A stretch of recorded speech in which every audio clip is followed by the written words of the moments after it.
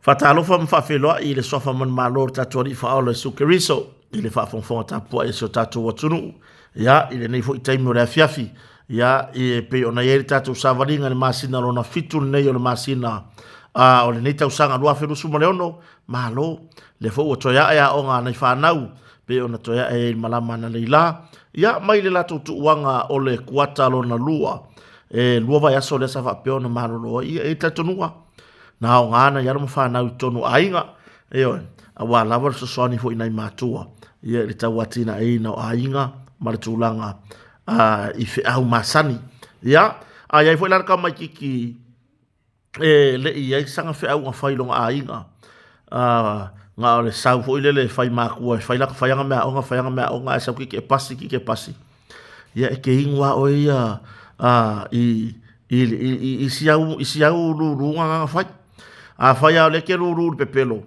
e ke ingwa ile pepelo e ke ingwa ile matango fie o le pepelo ya ai ona fa na usa fa pe ona fa nga le nei lo vayaso so soani nei matua ya vi ya le tua manu ya tele to fo ya o onga fa felo ile fa fonga na tatu fa fe ngainga o wo mpa anga tatu por kalame ya i kale cs iso se fata fa taulanga ai le ngata foi lea fa felo i nai matua tausi matutua o uso to fa fine o i lava se tala bo o i lava mafuta mai nei taimere fiafi tato fa talofa i le nei lao le lei o tato mabu foi tato te tartala no ai ya wa fa de kongu foi nge yaso o mana tula fa na ula o ngana leila i le taiao sole o fa no sole pe o ke ma lili foi ngale o le tūlanga i le suisuia inga o le tau.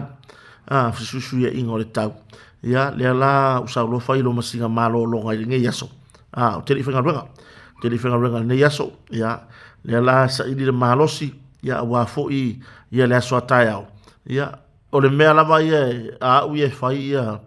Ia, walava ne i se tūlanga i misi lea o ngā. Asia mawhanau, wa o la ulea pitola a ule mamodi. Ile a onga mara toi piki mai pe atu ua le a onga.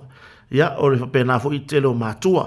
Ia, ai, ua whawhetai le atua o mwhaina ulia mai nei taimi o le fiafi ilo nā lofa mono nā ngale lei. Ia, le wa tātou taratara noa foi, mai le tātou porkalame o kota marwhaleo o peo na masani ai mai i samo nei.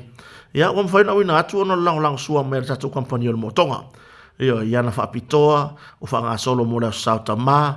Ia, ai mai se, le whanga solonga o le tele o tātou whaalau i loa mwhapitoa. A wā tātou o loa fōu le wato ai tau nuu i to tonu o le tātou kampani. Ia, e te asiasi mai la mai suma, e te tari tonu wai. Ia, isi a tātou no fōa fōu a ngā tā mai whafo. E se ho ia le apatuna ia. Ia, le alau to ai tau nuu le tātou ofisa ma le tātou whale loa i funga lei, wa whaalau i loa fo i le potu le wha i loa i tātou o loa. Ia, wanga wa ai te su atu ma ngā i atu fo i mai moa mata, whai ilau whirwhiringa, tātou o loa i whaaru le tise, pusa aisa o masin tāla walava, o ngā umu, ia, o microwave, ia, o tūlanga i le tele manana noa i o tātou o loa mo le whatotonga ina o maota malawa TV, ioe, anga i o lafo e whanga solo lava, le tātou fausia ina o tātou no foa, ma tūlanga i tātou mea whale o lo fausia ina i Samoa nei, whanga solo fo tātou whapitoa, mō le marumaru tāpuai, whatotonga ina marumaru tāpuai, i e whamalama o no foa, o le pulela ati o ata, po se pulela a lau papa, ia, lau whamantunga, o uma ia tāpenanga mo le whatotonga ina o marumaru tāpuai, le anga wa ai le lusu limpa sene deposit, se fulu vanu masina tongi ai, e au noa mase tului, se fulu vanu masina, whapitoa na tato motonga, ngā ruenga tato masini malori, lai whaau tato ngā ruenga masini malori, ia, whai e se booking, ina ia o le taimi e whatapena, tue tato company, ia, uman tutongi na vaenga, le tau tua tato whatari malo, ia, ile, na ia tato malo i malanga mai, yusu ngā whono, malanga mai whatasinga a inga po family reunion. Ia, ma le tele o nisio o vahenga tāhua e pe o na malanga mai ai. Awane ngaro na motonga, o lo sao tāhua le nā, i le tātou o unanga na motonga, o lo sponsor, pe la ona sua tatou proklame kota mo faleo ya le tulanga ya tatou vai fa na tura mo lo so fo maroloina le vai yesi le vai sasalapa le vai kuava o le tamalingi ya o le lau o le avoka la he maua uma le tatou motonga manisi o vai fa na tura mai atunu mamau fala au ma vai ya awale tausia le leina o lo so fo maroloina ya e pe la ona ya le tautua le tatou motonga fa tele le fionga fa lolonga le fionga ya lupe matasila va me se fartua ya le tango moa misa sufari ya ile tautua fa wa wa tatu company o motonga fungale ya ile tele malano no yo lana tautua ya wa ilonga i foi ya isio tatu tunu usamonei ile ngatala isamonei America sa mo to ke lau bo o ile tautua ai afa pe foi wa o ni sila Australia tautua tatu motonga America nga efsila ya ole hale o lo al motonga le wo o kuyo foi ulio tavale pa ule ka va fo do tavale leo mai la tunu fa tau ma watu malato anga ta yo so se lanu ya asia ni tatu motonga asia silunga upenga ta failangi le na wo ya ile tele o tatu fa la wilo fa pito ya pete suane tatu ofisa auto I fungale pe so tai numero le lua fa o no fa po de toru tasi valu toru tasi valu ni sia no fa sidi mai la piliati la eta to lo piliati tanga yai ya se ta longa mo fo se le ni mo le hainga ya ai le ngata fo ilea o numero tatu fatali malo ma vai fa le natura o le lua fitu o tasi fa so ta ya ne mo tonga mo nisi fa mtalanga o lava o lo e mo mia a wa lava le fa to tonga ino lo ainga I samonei ya ga va fo o to o mau le tunu mo mau to tongi mai ya nisi o lo mo na yo to ainga I samonei ya so tula mai malu I puenga I so tatu o tunu o nge ya ka ko rungole o le moenga ma I rungole sofa ya makaku karkala ngo foi yo le ale mele anga wa le sidi o le ale mele anga fai foi ngake mai mo mai tatu por kola me ya falo ne lo tua falo ne lo kua ka ko vai o le routine kwa ya le akota ya oi pe ka ko ke fai saka pe ka ko ke fa pa koko pe ka ko ke ka ele sami pe ka po fia lava me ka ko ke ye e fai tu lava tatu tua ya o kota ya mal fario ele ongi foi ya ni ofisa fa sala lau kai pe o tauta ya tai pe o radio Samoa le ai kota ya mal fario o si yanga lava ya karkalangoa mai I tonu lava o so tatu tonu I Samoa tatu fa soa ole mata upu e fia tala noa ia I le fia file nei. Ole tūlanga e pei ona whamaunia mai ai I le mtanga luenga o malo le malo. Ia le tūlanga o le whaamalo lo le tū mau e on tamaita I leo si tō lua. E mafua mai I le likia I tua o se kilipi I le whalawelawe len tūla I mai I le manga whai le pea. Ia le na fia ele sunga le leo vaenga ta wala fi le traffic I se fa bla ta vale ya to tele anisi na fasili fa mai sa mela ka fi fo la me fa sa la me fa malo lo fo leo ya la me wa le fa malo lo fo pu le ngam tanga leo ya le ya atono ese time fe lo ya le pu le ngam le fionga le kom sina ya le atau Samuel o fam sanga ma le pu le ngam ya na sui kom sina pe ona ya en liko pali en liko ya ai ngata fo le sunga ya nomen ya male lo fo yo tatu mtanga luenga yo na tulanga tofi e se taimi felo I mala se tu stala no fa pula le vanga le ai ile talina lava isa wa so wa manatu ile mta upupion si le tunu ole video clip le ngapu e mai to tonu ole mtanga luenga ale oleo ole matanga luenga ale malo mantua tatu CCTV cameras ia ufa pipi I mga ala e fiso soani I fa lave peila o fa lave pea isi ale na mawaile au vaenga le fata wina fola fa saino le isa le wafu o va fangota le na mawai maniso bebesi sa va peo na nga ai meia lono winga ole tatu tara noa ilo na wa tele ole meto tino malo no ole meto tino ale malo ia ata ia po mea ia. Mai e le te tau lava o na liki mai tua. Wai na fate ia le atu nuu mai loa ia le atu nuu le tūranga i whaulabe. Ina ua liki mai tua. Ai ile mai tau atu i nei tua whawhine po nei whanau ia nei malo ia. Le ua wha malo lo suspend wha malo lo le tūmau. Ele i atoa se tausanga talu o na ngaruru i le vaenga le communication. Ale mtanga rungo leo. Ia, o le mea lava lea o loo tapisa i fo ia le whainga malo ai mai se ia le tūranga i le liki mai tua o mea ia. O le liki la lea, o le makua i liki mangingoa kanga puea o leo ai pue mai i to tonu o mea to tino ale malo le official communication a leo. Le ala wha maunia mai ele mtanga luenga, o wha malo lo le tū mau. Ia, ta ilo iai ne mea ane talo sia. O la uta talo ma so u whataua. Talo sia. Ia o ina ia mawhauwhau o na yalo ia o le atunu. A tonu. Ia na whailawa i se tūlanga fo i lea la te lei ma mawhai o la mawhauwhau. Mea o se mea e whaono o se tūlanga whapea. Nga whapea o se oni cameras fo ia se whale o loa.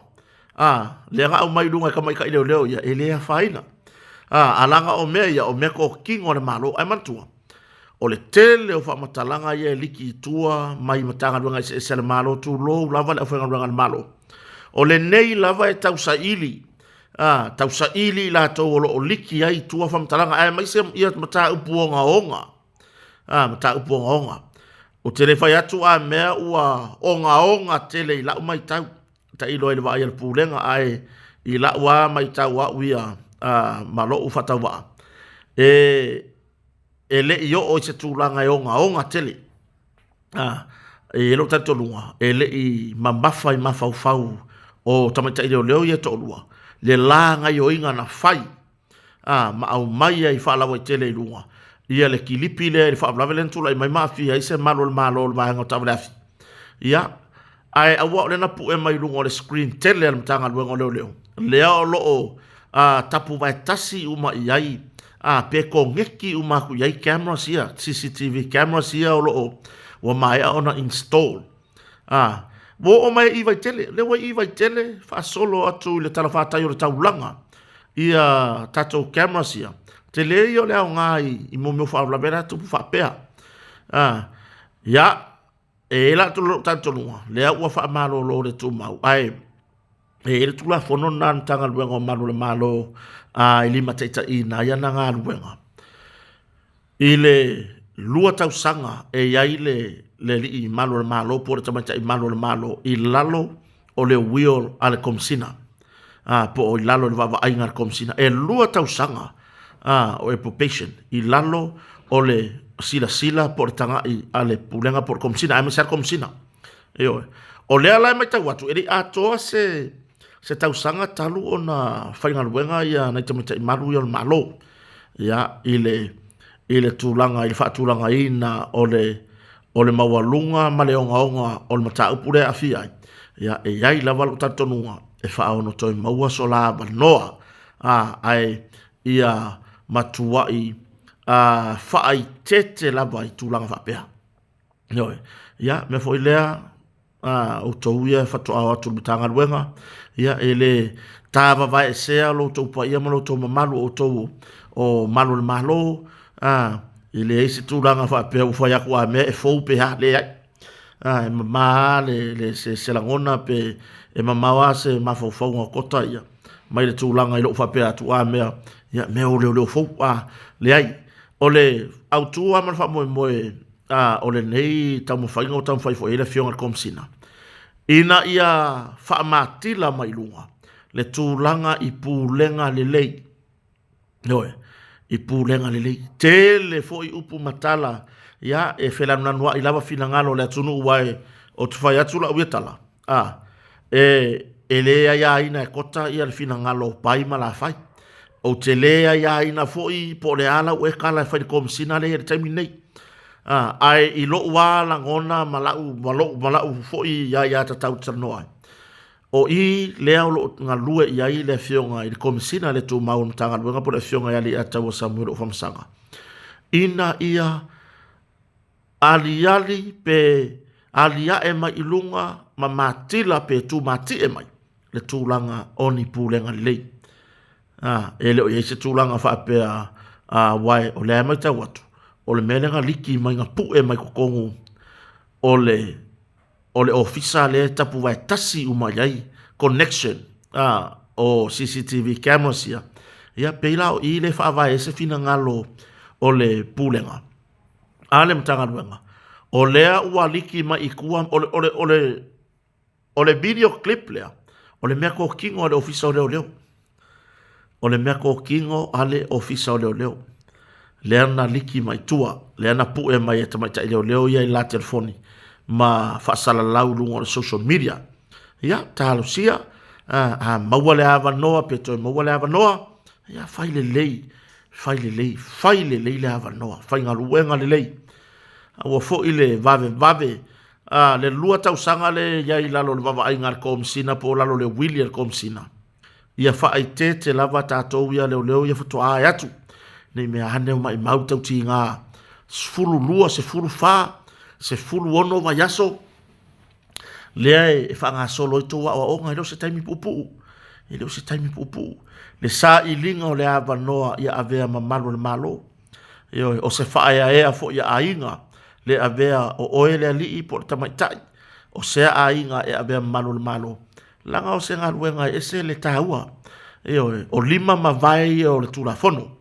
Ia tau solo mua. Ia I le mata I tū le leo vaenga. E awaine ia afia. Awa le alua ku fo I fia kenge makua ma fia kama makua. Ai murmurita ia la tūlafono. Pei ona ia tūlafono lima taita I nai. Ia whatinonga fo o ngā ruenga. Ia ai awa apea ai toi maua se lua awa noa. Fai lei. Ia fo I le vi inga ia tua. Whawhetai le tua. Tawharwhina ngalo le pūlenga. Ia koe mau se lua awa ngoa. Fai le lei. Wai pe ano fai atu I lau mai taua o ia te au ia I le kilipi. He leo iai se tūlanga e onga. I lau wā mai taua atu I tua. Ai I le va ai le matanga luenga le fionga le komisina ma le matanga luenga. O lona onga le iai. Ua liki ma I tua. Mea tō tino ale matanga luenga o malo. Po mea tō tino al malo. O whamatalanga ia po le kilipi lea. E ngaka I kai le ofisa o leo. Ngaka I kai le ofisa o leo. Ofisa o leo I kai le whamasinonga. Umar case. Umar case. Ia ai. Tāro sia. Ya o ai foi lá na yalo mo fa na le fo atu to tonu le ua fa tau toina ya por er kai me fa ka ko o ya le e va pia fa ka ko o ga kaura yo o le hale ai wa se fa ka ko o le malo ti le ta ua por a pe te fo pe a le ai a veces na upu ya fatino ma le se la posene ya tu la ngai fatino ngola wa wenga ai le lei a fo ile mana oe mai le te tau ai te o tōna tō wano tele ia me o social media me se Facebook wai fo le kai milenga nga fai mai TikTok ai si malo e fa nga ai mo me o telefoni le na ali mai lungo le Facebook ia ma fa ali atu fo i fina ngalo le atunu ia fa ye ya lo kai mi panga ngoa le time fa ti no ngalo ngaluenga ia manu la ngaluenga ele la titir time na e tausingi yo ai ia avea o seri ofisa li I por tamaita ofisa ole matanga luenga o malo ai fa malo tau tua fa malo foi la fionga kom sina manana pulenga ia awa ia fa ai unga tonu ele selu ia ai ile mai tau lava ia fa malo fa aftai ua le tilo lava I sisi tu ai ua whaatino le tūlanga e atangi ai se pūlenga le lei taita inga le lei I se taita I le lei pe tā ua o le sui komsina o nawa ia te oe uma I al whaatinonga ngā ruenga wha komsina nawa ia te oe le pawa e te tau aveina ni tanga luenga ile nei taimia o talia ia po le ara tau no fo ia ile feeling ar ka peneta pe e te tulai mai pe le ai ua matua i longa lo sao taua le ataua ia mai se ia nei tamari e o tonga arlue ia ele selu ia a ole vi inga ole tua fa tai la o tua ia ole isi mata upu e fia fa so ai le kama mai le kama wa fa longo kwa ngi wa lau lua ko ya ole kai ke no ula ve al mako fa lai pi fa le mau kengia io ne ngi ya me o nga o ai me ai ma le lu au mo oka ma ngai o mako lu au mo ia ole o nai kuka manongi fo i mai nai matu ai nga tua oi ma ko ye pe on me ma sa nei tatu ai ngai samo a fai ngor ka cosa pasuire fai ile aso sa ya e fai kufa kula inga kwa ya fai la fa ai nga kwa oi au ka fo oi e asu ele sa pasui e la ko e va ku sa pasui ai asu merkale mo ai o asu sa pasui le si ai nga e asu ku sa pasui nga ya e kongi mere ya falai asu aku sa pasui le si ai nga o ko ai sa wa nga vai mo mar so sisi falai asu aku le si ai nga sa wa nga sa la pakeka ku ufa akasi me ai e lunga le lau o ka yo pe ole foi le pe ole fa poi ponga pe o me ai ole fa poi ponga me ai o i lunga le lau ai vi ia le tu fe tausia o ngala le pe ya o eskengi mai nga ile falai ele matou falai mau keni faile su pipi ya ai o le wa seki o faro wa pe o kau li a fo yo ki ngo sole fai ngal mo pipi ya ai fa taile tu le fo na fa ya no wa mo ri se fa na da onga fo i mai malolo le mai ngut fala au ya fai ngai fai se malolo nga ya le ala to se kai au sun me fa ngal benga o tatum ta pure la so o te fitar no de tu langa wai a fai o le a fia ina yo tato si tato motutua o i Pasifika i Tonga e le i fa pela o mama mai sa mo le mele le a fianga ona ia tato tamaitai tamaitai mai tūlanga i mea ia o tau whaasi se mo meo whainga fo ia lea ia tato tala no mai mana mala mai le koe ngā mea lea whai mai ia sau e kiaru ki ngofo o sainga leo le milio ngea o i sainga ai anu aku ola e alu i kua paka lava ia le mamao i kua le mea ia ngā sainga ai ngofo whare lau whai awane yo tatou wale to lima le upule o le mativa i si o tatou watunu. Awane yo tatou la foa le upule i lungo o si o tatou watunu. Si o kako kama ia kungu ua o Samoa. E alanga makiva mapisa kaka Samoa i makiva. Wale ai se kupe ku ua ilanga kanga. E kanga o ku ilanga kanga ile se kupe o iai. Ai ile tūlanga lava ia ile tamau a inga o si o tatou watunu. Ile ilo o atatonunga matua i lava matotoe. O au te whawhetai alo loto i le atua. Wo mwhaiona o wola i fo i le nei atunu umatanga o fie. Whiola ni ai mala whanau. Maftanga ma si o to lua. I le nei atunu umatanga o fie. Eoi. Ia, ele ngata fuli me uma. Mea ai. O le pai e a kaka iala a lainga le ai. Au te whawhetai le atua. I le nei whaasino manga.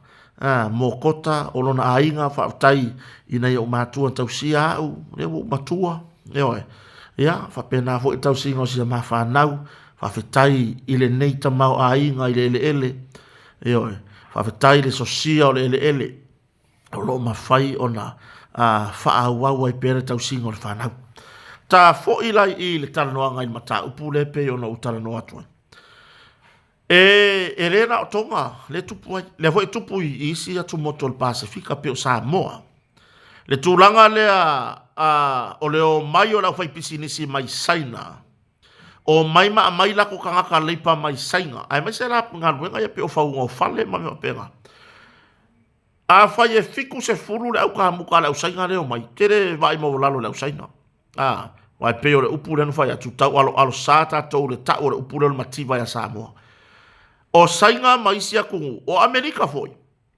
o inga makua yo kawa ai kingo i le mea ka o le makiwa i tangata, i isi tangata.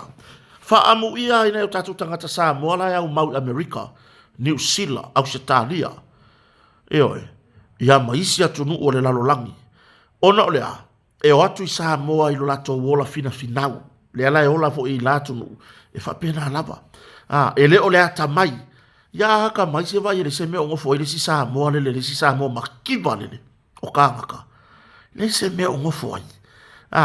Ele o le haka mai la, ai o le songa songa, ma le whau tautanga te tau e wha moe moe mea umai le atua. Wai e iei kāngaka ngā luaku ngai Samoa tu lolo o ngutu maleafi. Ele i o olwa senga vanu. Tu lou lava le ngangana. Ele i use ha onga nyei. Pele i o ofo i se mea ka o se fale ha onga. Ai ale ki nga ele fai atu nu umau. Ya tu nu uia wo mau wai maua feola i mawhanau. Ele nga ka nga fi ngau i laku. Ai koe fi ngau mai Samoa ia mangu wia o laku ai ngai Samoa ngai. Ioe. O kangaka Samoa. Tangata Pasifika e o atu malo lato wola fina finau. Ia manuia lato o whaamautu mua. Whaamautu mai lo mau lato ai ngai Samoa. Ai alaka ko vai aku le mepa ua makuake lea se ngaruenga. Ua peia uka vai koi kiki ai foi. Koi kiki ai foi. Mero le ai foi. E kupu mole paa. Mole ula. E kupu foi le ngaka. E ile kaiminga e whaamimingi ai kokongu. Me i ese la ia mai longa kingo kuai lea. Ai aru whasaviri foi lele aru loa koe malolo nga pau. Ya le ala e ka foi lea wa ai foi po wa wanga. A wanga le pa. Ya le ala e ke kango kurisi kai mile pa e vai a kore kingo. Whakoa umanga me ese mai le pa mai longa kingi kuai ngai ai. La waka kia inga wale se me o wale se ola. Ai wa me mai. E ngofo le pa ape kasi le aso wa ko amaka ma lor kingo. Mo ko e fo ile. Me la le fela utala. E o le fina uma so ngale o tatu tangata Samoa. Le na manuia fo ila tunu. Se iwanga na tangata le fina. Kai pe o le mea mai lea. La maya sia usia o friend e fai mafata ita inga. Ona ora tūlanga wha le tonu wa iai talo whai. Le ai se whaasi no manga i Samoa nei. Kuaku le mea lea ngofo i whafo. Ma i maule hawa noa. Ono lea. Mua koe alua kua ia koe ulu ngai o kaku kangaka i le kau wha valea. Tatou fo i lai le autua tatou tanu anga i le meo le mativa. Mo owa ai atu i New Zealand, Australia, Amerika. I le mea ka o le makiwa ngofo le awala. Ngofo le awala. Ngofo i lalo mo meo awala si maha. Ngofo i lalo mo meo ala paipa.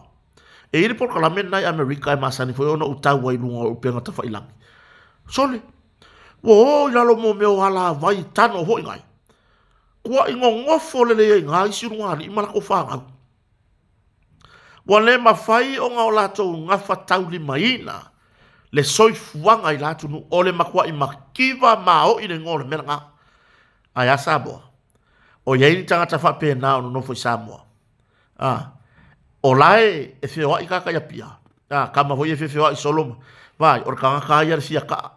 Ai o Samoa o awaia e kofu ar kangaka mono ngā whasingo manga. E iai o ngā ainga.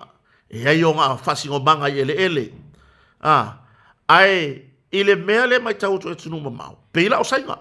O wa ai lesi i tu launa e mai lau sainga. Ile tau mawhaia i o le malo sainga e tau ati yae le mea ka o le makiwa. O le mea mongi anga ka o le makiwa anga ia ku ula. Makua ile aingi fale. E whakuku mo meo laula au fo inga e kau pui mo meo pepa o le la pisi. Tulou. O le makiwa mao i ala le ngō le mea ngā. Samoa, di se mea whapenga. Makiwa. Ai ua iai foi mo tatu tangata Samoa. Tangata Pasifika. Ua ola i leo langa lea ka o le makiwa. I la aku ongo lea. Wa ese le mea wa ave iei le wha mua. Wa laku wa kango le fuala ufasainga. Wa kango le mo le ava malosi. Wa le ai se wha moenga. Ai lo wa tatonua. sili alo sau Samoa a e koe fo i mai Samoa a fai le ala koe fo i mai Samoa o le ke fo i mai lo fasino manga e le ai so fasino manga ngā ku o me pule o mai le malo ngā ke ngofungo po sori lalo la au ai a e fo i mai Samoa wa e fo i mai lo fasino manga e yai o wainga e yai me umai nei Samoa yoe ya peila tulanga le ala walia e mai ia le tulanga i tamaita i lusu tau sanga lusu mo tau sanga le ave saina male fa mo fa mai a manui ai ngale mea le fautua tua tatia la isi atu motor Pasifika o la ukalangoa uye ngi Samoa o toule tupulanga tamaitai wai o le tupu o le o ke va ai e ka ke va ai e peye e va ai mawalalo i na yu tatu tangata e va ai le kenge Samoa le wa makuange urubo le umasea onga alu rola ia le koe ngā me fwere le walu bo i whamu mo alu se ko rua sainga ae makua i pongi sālanga va ai e whaisonga ko alua Samoa o le ane me o iai le o tere na o tatou va ai o le kele o sainga ia ngai Samoa e whaika i ko rua i sainga e o mai ingei whaasaolo solo i kupulanga ka mai ka ingei ia e le ai foi se me mawhai a tātou langa o le o ia kupulanga ka mai ka ia kākou le o ia ka mai ka i kākou le o ia i le au sainga o le mea la kupu wa fumawai la tō whanau i sainga ngei o mai whawhai ngaruenga ngei uma lona kaiminga o mai ai o i whawha sainga o yo laku kai ko rua mongi rai o mo laku ainga ai o ere ke Samoa le we la fa ngau pe ko rua ko ru sainga le la ngo foi ngei le e lipiola ma se mea kasi o a seka po le alama ale sainga bo ku ia ki oi ai nga makua i lea kaimi a ko nga rua mafu kai ma le sainga makua i e se e kia o le sainga le fai pisingisi kele e fai e pure le si e fai anga share i si kampangi ka vale e pure le si kampangi vale le e se e kia le ngā kaimi a koa o mafuka i ngei le ai ma se mea o ngā lo a inga o maua mai ai na ia tātou alo ma whanau Samoa ai ngai kama Samoa e oe pauale menge i ke ua ela lau whiriwhiringa ai sa o ar ka ngaka ke whiriwhiria e whaile manga e ma whainga whaakuar whare o e a maka ile ainga ia nanga o le mele wenge wa muso e a maka se whare o e oe wa mumusu ia kupulanga ka mai kai vai ak o fare o le fase e apa o le maubanga le mele ngofo ai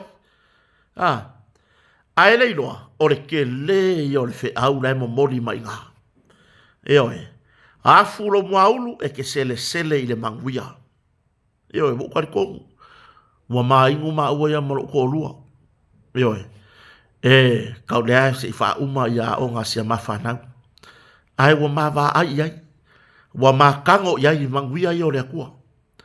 Auanga i whaasese inga ka kouku pulanga ka mai kai. Whapea o le anu i sainga, o sainga o le ngumela kasi le lalo langi le ai. E kele ka mau a inga o sainga. Ai kele fo i aku le makipa i sainga. Ioe, lea la whawhetai wai ei ka mai kai inga o i sainga. Koe so sola ese, so sola mai Samoa. O nga o le ese o le mea ngā waku ai ngei mō sainga. Ese le mea waku lai wa ai sainga. Ioe, o waku wa ai sainga. O le whaakau ngā keinge le mea lai vai sainga. E a waku la koi ngei, a ve whaakau solo, i ko i inga ma, tu lau le ngangana, e tātou te tala noa i le mea, ina ia whai ngō fie. A tonu fo i o le mea lea le ona le ofi, ni tala i mawhau a tupulanga, ona tātou te whealo whai mar whai ngō tala. Ai a momori sa o are kalaia. Ku ule ko ngau ko ke o sainga. Ko ke o aku ko ke lengo ngofo i kupulanga sainga. Ko ke o aku ave o ko e au sainga ia. Ave ko ngofo i ko inga. Ioe. Te vai ngere mea lea kupungi. Lea ua mori mau maina ia to whawhine tonga motor Pasifika. I le maka ukia o le mea ngao o iai. Ia le sona. Ia, ale mele ia ingei. Se pi amu ngai ka mai ki whako anga. Pi amu ngai ka mai ki whakaukawi ai le awala. A ole lumanga i renga. Ole lumanga i renga ke amu yai. A wale wai ole soifuanga le nei. A le leile a onga le tamaita. Ya. E le pine a. E le leisono to olua i maua. A o ka kou nai whanau tamaita i tulou. Wale umale a onga. Mo whainga luenga. E ke vava ai. Au wale vave sau whaai unga. Ia wale si mene le kupu. Nganga lele a ko olua le sainga e aru i pe aru sainga e asi la whaanga. Sole. Ai whai mea ku lea kenge sa mo whanga runga wharo loa mara sainga. Ioi. Se kaku whau kai ai. Kaku ke le manga o mia ia ko inga o langa whapea. Au tātou fwoi matua. Tātou whautua malosi ne tātou whanau. Kaku whau kua. Io le alea o ngai. Kau ke whai mai e ngofo. Ia, olo ua whingera le ngofo mara sainga. Olo ua whingera le la sao nge o sainga malongo o lua. Ae, o lea lawa e ke ngofo le whare o. O lea lawa e ke ngofo se whawhase. Ae, ua so o kongo le nguu le loku mare aku o kala i eifa mai o. O le sainga la ngofo mara ua whingera. E whaanga wa le kau. Ko ruanga palau. Io, lima le aku lau. Ia, mare fau sa sanga o anga whaanga. Lea ua makua i whai le kala inga. Ai ngalo ai. E le o le vi inga. Auangi o kako whai a wape ngā kako whaangau. Auangi o kako whai angi vi inga. Ioi, ai o kako sa ili. Kako sa ili a wao. Auangi i pāle a wao ian makua. I lang kama kenge, longa whawhinge, makako whangau kama. Au le pāle a wao. Wao. Inga ia makukuange. Ia wai loa le mea sa wao koe makua. O se whaasoa, whatau waa le nāne ne fiafi, mai a kota. Eoi, ta tonu rea nganga mare whamoe ia, wa sao fo ila ngona ma fina ngalo si o tātua tunu. So u vai vainga. Ea so tu vai maru i puenga, pēa whapea wa iaise ngana ua lape, wa le tau tamari i lau whaafonga. Ia, poto are tau tai, a ere tai mele a toa ai, i le liu o lon sa, ia, e tau tonunga, o tau wharatitele, e matua atu i eile whale o kota. Eoi, a iai se whale tonu le ngangana, a i se whale tonu le au auna, whatonu mai o tau. Pe o tūlanga nā, whaftai tele tō mafuta mai, se atu tatu porkalame, tatu whiro i fui tai au pe au le rofa maleanga leo le tua, whaftai tele lava, ia le fionga lili pule, se uso ia lupe matisila maa, ia e masi son fartua, ia lele tanga mua misa sufali, male tau tua tatu mua tonga funga lei, le whaau au pea o na lango ia kota man whare o, mai isa monei. Anga leile atu e whainga malolonga o le nea fiafi, whaasoi fuaia.